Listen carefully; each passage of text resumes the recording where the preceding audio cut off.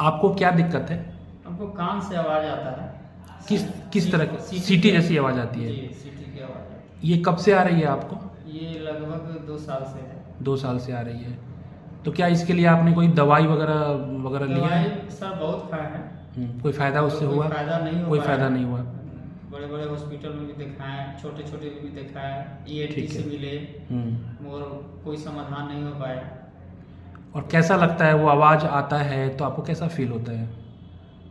वो सन टाइप का होता सन है, टाइप का आता माथा है। भारी हो जाता है, सर भारी हो जाता है। हाँ, नेगेटिव थॉट्स बनने लगते हैं, नेगेटिव थॉट्स आते हैं। एंजाइटी आने लगता है, डिप्रेशन होने लगता है, गर्दन के ऐंठन होता है, सर थोड़ा भारी भारी टाइप का लगता है, आँख से थोड़ा सा चक्कर टाइप का दिखने लगता है। ओके, ठीक है।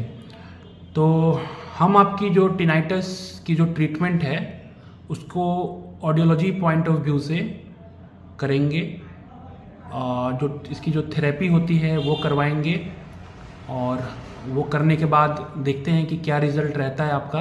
जी जी। और आशा करते हैं कि आपकी ये जो कान से जो आवाज़ आने की जो समस्या है, ये समस्या ठीक हो जाएगी।